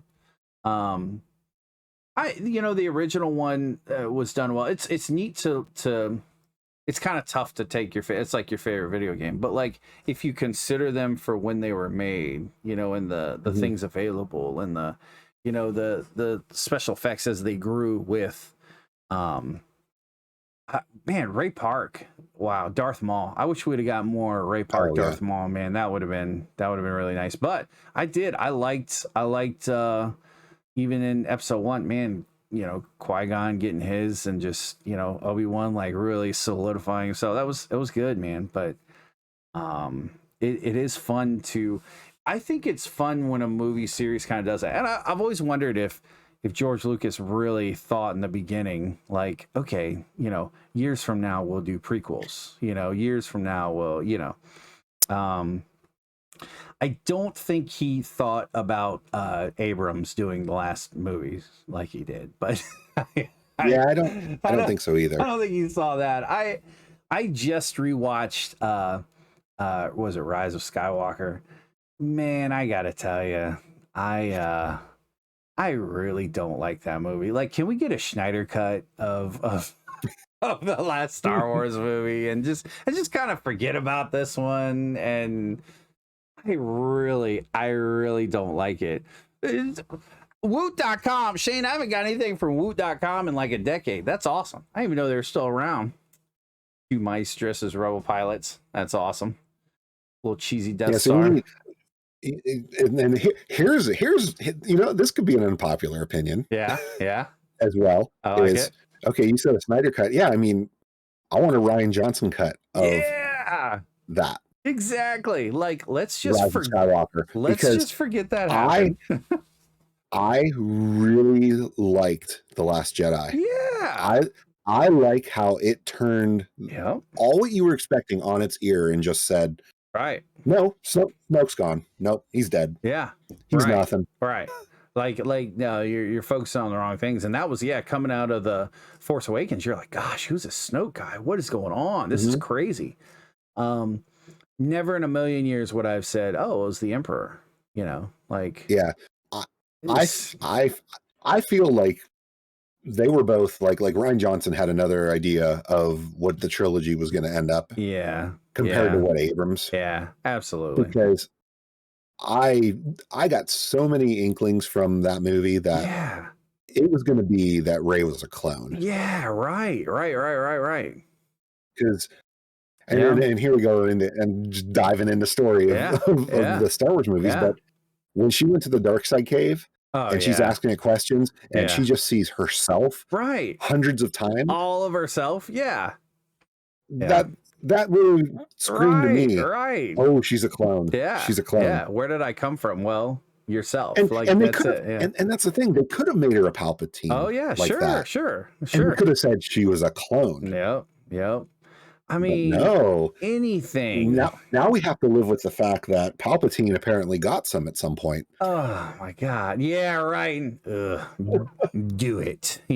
Like, nah. Yeah. Oh my God. He had a love life. Yeah, that we didn't know about. Oh my God. Yeah. And it's the whole thing, like, and for the age, for how old Rey is. Right. That means he had a love life after he was disfigured. Yeah, like after he got thrown down a well by Vader. It's like, you ain't kidding, poor lady. Like, he's like, come here. Like, it's awful. This is the worst. Man, I'd say so. In the scroll, right? A message has gone out across the galaxy, right? That's what it starts with. Emperor Palpatine lives, right? Do you know where that message was played? Yeah, Fortnite. Freaking Fortnite, man. How am I supposed to? I had no clue. That's where they lost. That's where they lost me. Are you kidding me? Yep, Fortnite. It was such a joke. I'm just like, come on, man, you can't. Oh my god, it was so bad. And then everything, the girl that was in so much of the second one that was with Finn, when they went, she was like, I'd totally go with you guys on this adventure, but I gotta study. Like, yeah, she's like, I got things to take care of. Leia wants me to read these books, so I'm just gonna stay here. Like, wait, what? Okay. And then I'm sorry, the actor that played Finn, one of the John Boyega, yeah, not a great actor. I'm sorry. If you have to be watching, I'm sorry. Well, from what I get from the interviews and stuff too, he didn't seem too thrilled for Rise of Skywalker either. No, not at all. And the whole, he kept wanting to tell her something and didn't, and it was just like, and then okay, Rey and Ben kissing. What? Why? Like, dude, are you kidding me? It's like they're just making up stuff at this point. They're just making up stuff. Yeah, he just isn't your flavor either. I like it. Yeah, old Adam Driver, former Marine, pretty interesting. That guy's a cool guy. I like Adam Driver. Yeah, cool guy. Cool guy. I actually liked him as Kylo too. Yeah, me too. I think he did a great Kylo Ren. I loved the temper tantrums. Yeah, it was so good. Like, he just couldn't. He'd lose his mind. Like the subtle things too that he, obviously he was coached on this. I don't think, but Adam Driver, like in the first fight with Rey, he was hitting his wound, right? Because Sith get their power from pain, from suffering, from right, and so it's like such a subtle thing to throw in there that some people probably didn't really roll with, but some people were like, "Wow, that's deep." This guy's trying to beef up. He's really trying to. Man, I don't know. There was a lot of people that didn't like Force Awakens. I liked Force Awakens. I thought Force Awakens was good, and it was a good, nice intro into it. And then the second one, in Star Wars form, your second one's kind of darker, kind of ominous, right? And then, then your last one brings it all together. They were so disconnected. We did. It was basically let's undo all the stuff that Rian Johnson half set the up. movie, just like undoing it. Man, the Maz's quote, that's a story for another time. Literally. I still want to know. Yeah, literally. When's this other time? Yeah, they forgot to cash in on that one, I think, because I'm like, dude, that was huge. Like. And that was Abrams who set that one up too. Yeah, right. No kidding. Because so that was his own setup. That's true. Why didn't he tell it in Rise of Skywalker? How did you not come back to that? Like, you're too busy figuring out how Palpatine impregnated someone. Do it. And I'm super, super sad. The Knights of Ren. Yeah. Like, what was that even? Like, we got nothing. Like Last Jedi, we didn't have them. Yeah. Okay. But yeah, don't bring them in Rise of Skywalker and then give us nothing. Just like, a bunch of punks that get taken down. Give us a Knights of Ren series or something. Give us something on the side to give that backstory. And you didn't have to cram it in there. You didn't have to, and the whole thing back and forth with Poe and Finn, the weird dynamic was just strange. And then all of a sudden he's like hanging out with like Carrie Russell. Hey, Flawed Sage. Thanks for sub. Sage, what is up? Welcome. Thanks for coming in, man. Wow, that's cool. The weird Power Ranger Carrie Russell. I don't know, man. It's so weird. There were just so many. There were poor choices in each of them. But I think Rise of Skywalker had the most poor choices. It just went to burying the lightsabers at a place Luke hated and Leia's never been to. Yeah. Why? Like, I don't, we got a little flash of like Leia training, but never any callback to it. It It was rough, man. And just even the namesake of the movie, Rise of Skywalker at the end. Yeah, right. It's like, who are you? Ray. Right. Ray who? Ray Skywalker. It's like, so you could just say, I'm so-and-so. Yeah, it's like, well, I'm a Skywalker. No, you're a Palpatine. You should probably tell people that because that's awesome. You know? Yeah. Force Awakens, I liked Force Awakens. Absolutely, Sage. We were rocking some. I liked Force Awakens. I do think that they were treading lightly, reopening a book that's been closed for a long time. Because the prequels did not get rave reviews, so there was a lot of negative people, which I don't agree with 100%. I loved the prequels. I loved it. I think some of John Williams' best music, Duel of the Fates, one of my favorite Star Wars songs. Yeah. Oh my God, so good. I think he outdid his original score. Yeah, agreed. I absolutely loved it, man. I loved it so much. And I don't know. The last movie could have been 2 movies, and maybe that would have been better, or maybe it would have been double the awful. I don't know.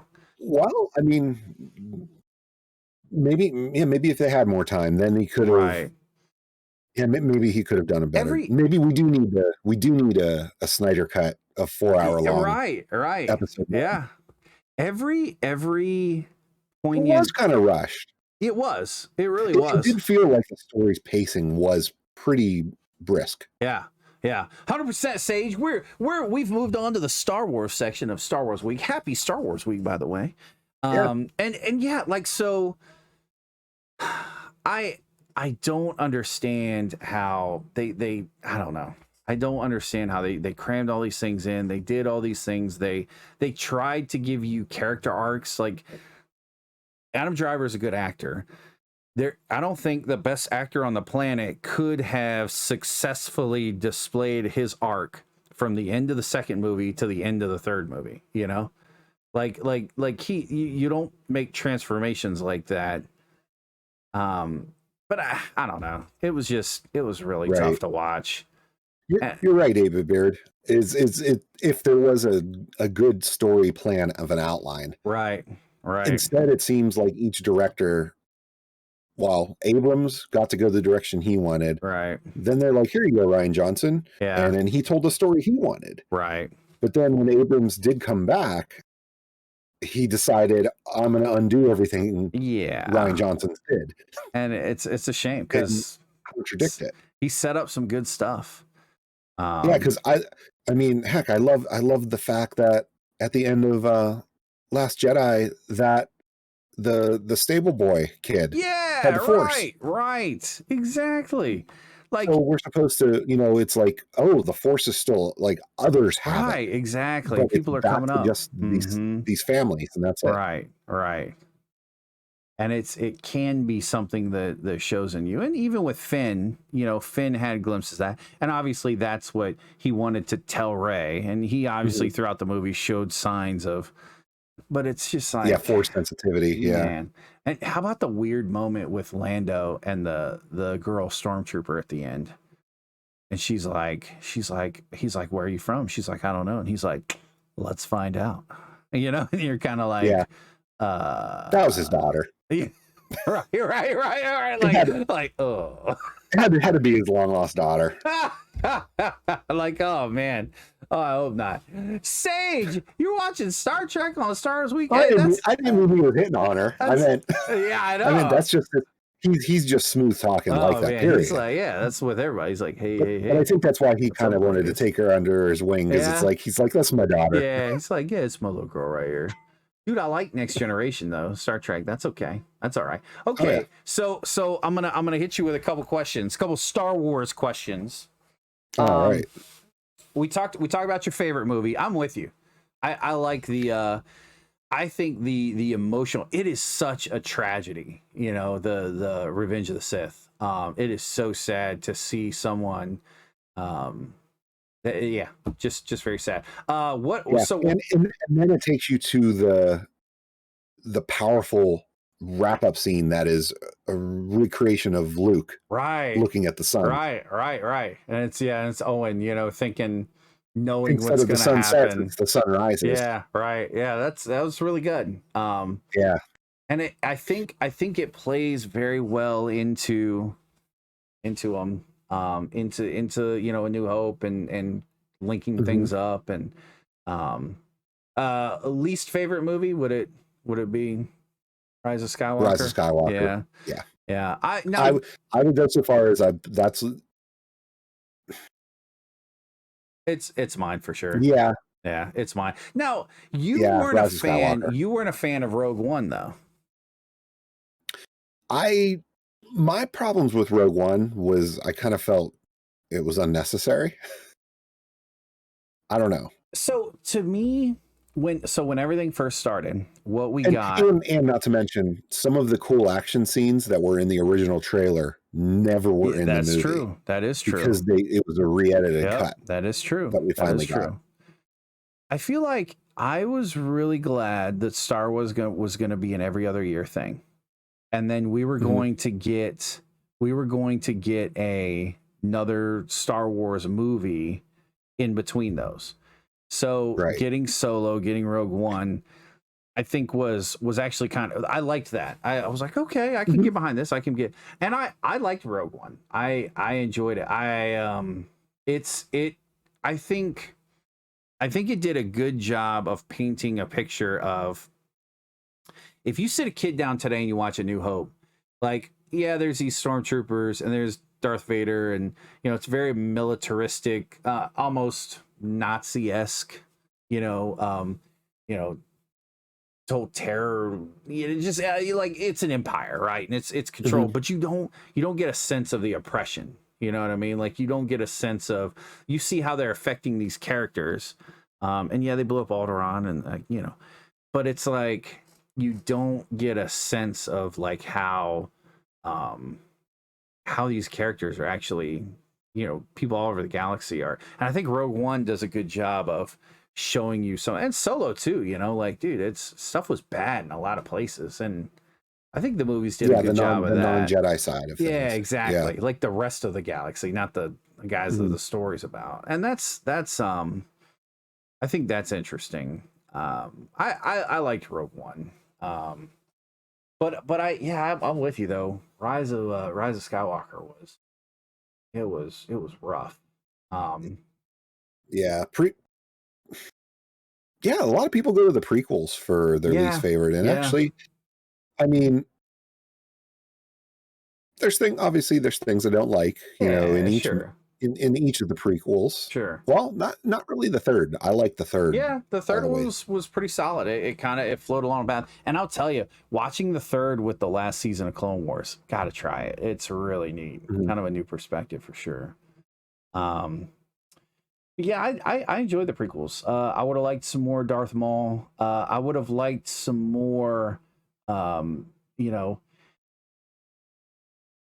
Dooku. Hey, LaCordia. Dooku wasn't really like, you got a sense of Dooku and Grievous. Oh, awesome. Well, thanks for stopping by. I appreciate that. We're just talking Star Wars. You got more of that from the Clone Wars anime series. You know, they're evil. You know. But so here's a question. So speaking of the prequels too, then thinking about that, Mace Windu. Okay.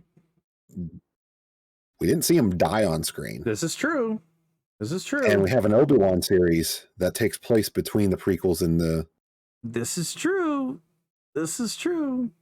Oh yeah, the we're talking about Bad Batch. Oh, I love it. Oh, Bad Batch it's really good. It's so good. That's very true though. And as Rise of Skywalker taught us, no one ever actually dies in Star Wars, right? You might fall off a cliff, you might blow up, you might get stabbed, you might get shot, you might get eaten, it doesn't matter. You're still okay, unless you're Han Solo, which that really bothered me. But other than that, you know. It's that would be interesting. I'd love to see that. I think that'd be really cool. We're gonna have to see some Qui-Gon, because Qui-Gon is who he's supposed to commune with. Yeah, who he's gonna be learning from, and the training, and I think so for sure. It'll be I'm stoked for it.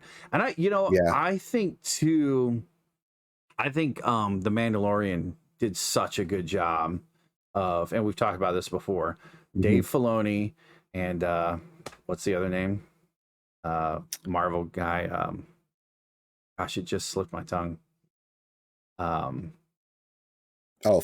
Yeah, Jon Favreau. Thank you. They should be on every single Star Wars project forever. Like, if they do a Star Wars project, they better be at the table when you're talking about it. Like, they're amazing. And great storytellers, and just I loved Mandalorian. Mandalorian showed the, just because we blew up the Death Star, dude, the war's not over. It's like there's still it's a big galaxy, and that perspective of people that were on the Death Star too. It's like, man, they were just there doing their job. Like it's interesting. It's fun to watch. How about this? Who would be your favorite character from the movies? A favorite character from the movies? That's a tough one. It is tough. It's a real tough one. I'll give you mine. I absolutely love Obi-Wan Kenobi. I think his, he was kind of a flawed Jyn Erso. I like it. I think Obi-Wan's transition from Padawan. Oh my God! Don't someone can we get a timeout on Mrs. TheTwentyFour? That'd be great. Yeah, that Jar Jar is a Sith Lord. Yeah, that's pretty funny, actually. He's the reason it all went down. I'll tell you this much: he was absolutely having his mind controlled for sure. But I love Obi-Wan. I'm so stoked for the show. Since we're on Jar Jar, least favorite character, I think it's Jar Jar. I mean, Finn's pretty high up there for me, but I don't know. The character is not in a lot for me, but I hated Watto. Oh yeah. I hated Watto. Yeah, that's true. Jar Jar, I was able to take him for what he was, but I couldn't stand Watto. Yeah, Jar Jar was. This is a funny one too. Simon Pegg was in Star Wars. He was the one who was. I forget his name, but the Junker. The traitor with Rey. The Junker. That's hilarious. That's awesome. Yep. That's pretty good. Yeah. But no, I would say favorite character. Like, Obi-Wan's. I actually really liked Anakin's character. Yeah, for sure. Not child Anakin. Right, for sure. I wasn't a fan of Jake Lloyd Anakin. Yeah. Hayden Christensen though, it's like right. I honestly, I liked the story arc, not necessarily the acting and stuff, but the story arc for that character, of how conflicted, right, of the character he was. Yeah, the first movie did a great job of like foreshadowing it, and I love the promo picture of little Anakin in the shadow of Darth Vader on the hut there on Tatooine. I have the poster. Oh, that's such a great. That's so awesome. Poster. That's just solid marketing right there. So George Lucas claims Jar Jar was his favorite Star Wars character. I don't know. Does George Lucas really know what he's talking about? I don't know. Kylo Ren's favorite, his arc was good. I wish it would have been given more time. Yeah, at the end, if they would have given him time to really develop that and complete the arc, because I feel like we were arcing really well and then we jumped. But yeah, I love Adam Driver's good. I like him in everything I've seen him in. And the Kylo Ren character, we were talking about that too. I love when he's freaking out and the stormtroopers just turn around and walk away. That's so perfect, man. It's so good. Yeah, and I really like that. I think that's the same thing I liked about Anakin. I like about Kylo Ren is I love that inner conflict that those characters have. Yeah, for sure. That they think they have to be a certain way, but they're fighting inside to not turn 180. Yeah, exactly. So like the next one I was gonna ask you is like your favorite scene. So maybe not so much your favorite character is Yoda. That's a great choice too. I love Yoda. Yoda's just like, my man is just so smart. Yoda is awesome, smart beyond his years. But I love, so like the Jedi battles, I love the Obi-Wan Darth Maul battle, right? I liked I feel like Darth Maul got I don't want to say it, but I'm gonna say it. Darth Maul got cut short in the movies, which is a shame. Yeah. But he Ray Park did an awesome job with Darth Maul. But yeah, you see a lot more of Darth Maul develop in the Clone Wars in the animated series. And you say, fun fact with Darth Maul too. I imagine you saw it when it first came out in the theaters, right? Yeah. Oh yeah. Did you notice, or did you know that when first in the theaters, when he fell, he wasn't cut in half originally? Right. They changed that because they wanted to make it seem like it was more final of a death. Exactly. Yep. It was very interesting. When the home release, it was a re-edit. Because initially he just got slashed and then fell. Yep. But he didn't fall apart. Yeah, exactly. Yeah, he should have I don't know. He's a tough guy. Yeah, I think Solo is part of the universe for sure. Maybe not in the Skywalker saga, but I think, and there's another movie that didn't get a lot of positive votes, but I liked it. I thought it was good. The casting was good. The storyline was good. It's fun to see backstory like that. I think Darth Maul should have gotten away. Agreed. I don't think he should have went out died, in the first one, and especially to a Padawan, right? And watching the Clone Wars, although let's be honest, Obi-Wan was the man, so if it was gonna be anyone, but watching the Clone Wars was good, but Obi-Wan and Qui-Gon both wailing on him, and they couldn't get the best of him. Yeah, right. And then I think if they would have mixed him back in like they did in Clone Wars and had him, I would have loved to seen some Ventress and Maul go after Dooku, that would have been some pretty cool. So that fight, I enjoyed that fight. I also, of course, the Luke and Vader fight. I think I liked the Luke and Vader fight in Empire better than the one in Jedi. Which not a lot of people, I don't know. I think everybody likes the Jedi one because I think the movie, technology had developed a little better, so it made for a better fight scene. But I love too how Vader wears just this mask. It's plastic, right? You can see emotion in the character as he makes looks a certain way, as he contemplates, as he talks, and James Earl Jones, amazing, right? Oh yeah. But it's so awesome. I don't know. It's really good. So what about that favorite Jedi battle? Favorite Jedi battle? Not really. They weren't battling against each other, but Rey and Kylo in the throne room. Yeah. That was a good fight scene. Where he took her lightsaber and went boom, in half a Snoke, and that was then they went back to back. That was a good fight scene too. Yeah, that was really good. And it was a good conflict too at the end where she was like, "Awesome, let's call off the attack," and he's like, "No, nah, man, nah, this is let's rule this together." It's like they were fighting the same fight but for completely different reasons. And right. It was that situation of common enemy. So we're on the same side for right now. Exactly. Neither of us will get out alive otherwise. Right. For sure. So if you're in the Star Wars universe, right, would you be Sith, Jedi, bounty hunter? Just some dude? I gotta have a lightsaber somehow. Oh yeah, man. Oh, I'm with you. I don't know if I'd have to go into the expanded lore of I have to be a gray Jedi. Yeah. So that way I'm not the righteous Jedi Knight. Right. So I think that, and this is going to transition really well into unpopular opinion of the week this week, was mine. Luke, I'm your father. So you think you like Solo? You liked young Solo, or are you talking about Harrison Ford Solo? That's pretty good.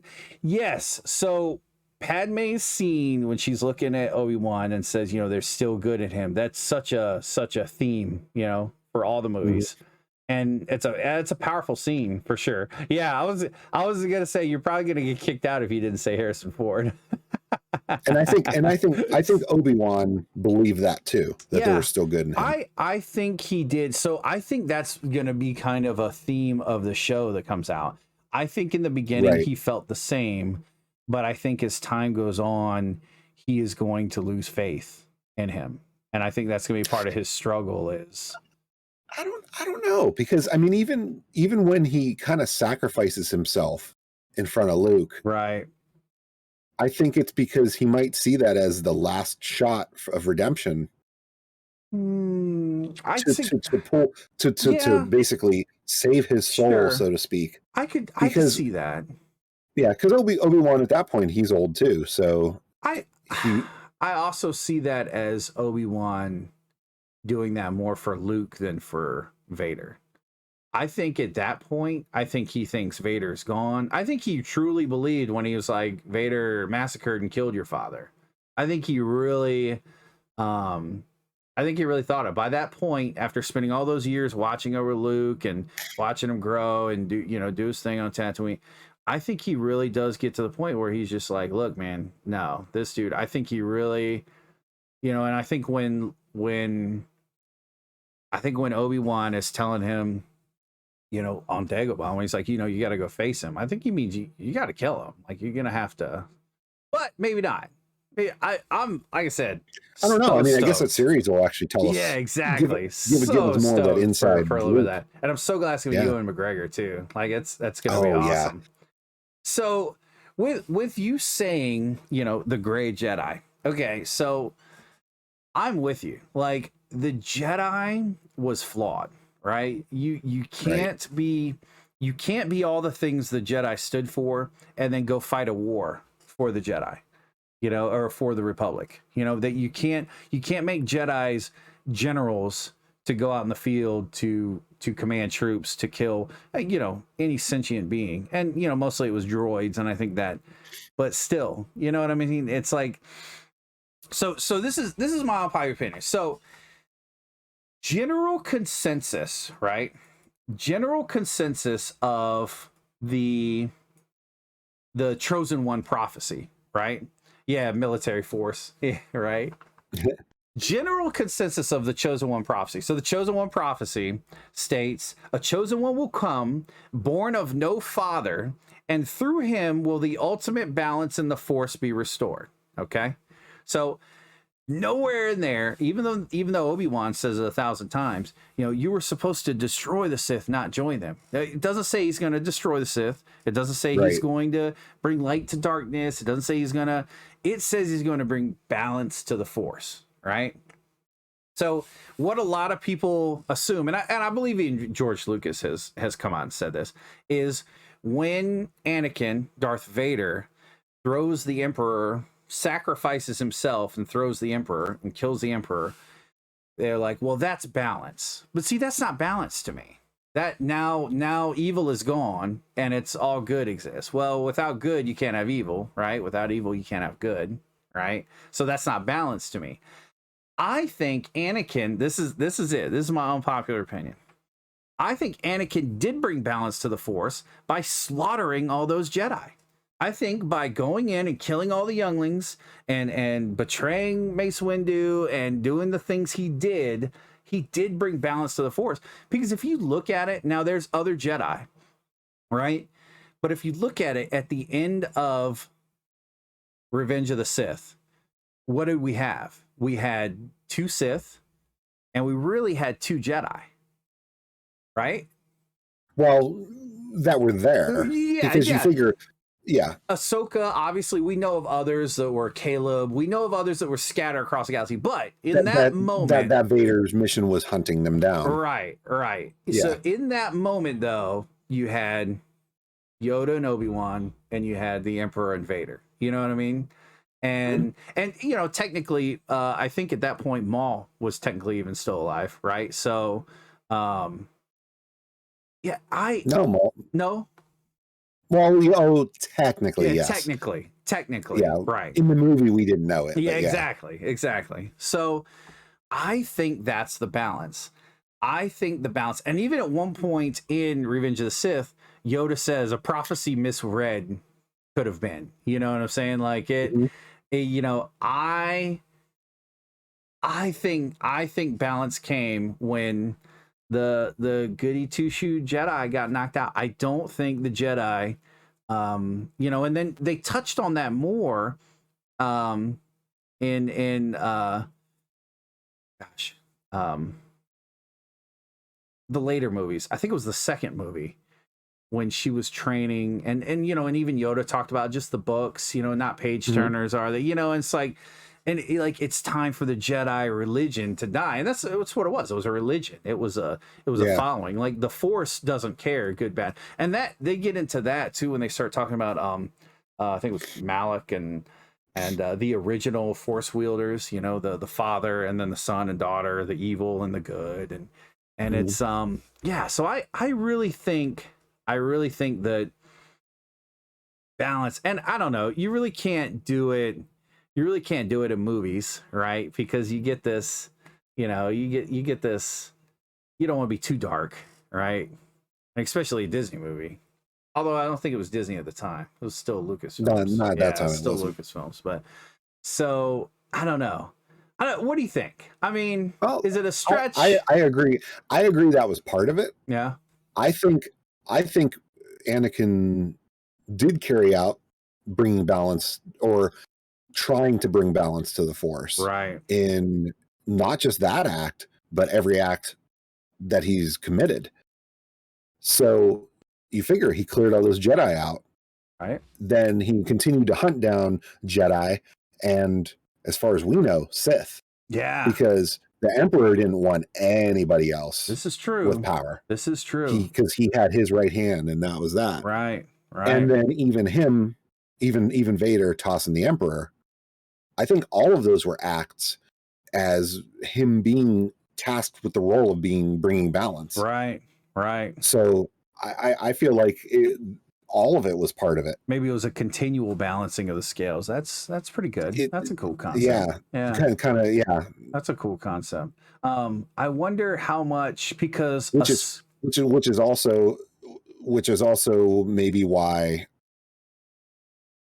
Kylo ends up the way he does. Sure. Because of how, in, you know, the whole Vader connection, that he, you know, he's obsessed with his grandfather. Right. Yeah, I could see that. Yeah, because it's I think they didn't dive. I wish they'd have given us a little more of that too. That would have been cool, you know, to get a little more of that aspect. And I don't want to be spoon-fed things, but you know, I like structure to it, you know. Like talking about the him hit himself, you know, in the first battle. Like that was cool. You know, it's like, it's really, you know, putting where he's drawing his power and energy from, and it's good. Oh yeah. Yeah, so I don't know. Maybe not so unpopular, but yeah, that's my Star Wars themed unpopular opinion. I think if you look at tragedies, like go all the way back to like Shakespeare, and you look at tragedies, this follows the flow of a tragedy, and it really is. Even at the end, you know, it's sort of like, wow, you know, now what, you know, and right, you know, and I didn't like the way they did the last one, but you know, at least we did get some closure. I don't think Palpatine's gonna come back this time. However, I don't know. It could happen. Like, and like I never even really had the problem that he came back. Yeah, right. It was viable if they had done it differently. Yeah, for sure, it was viable.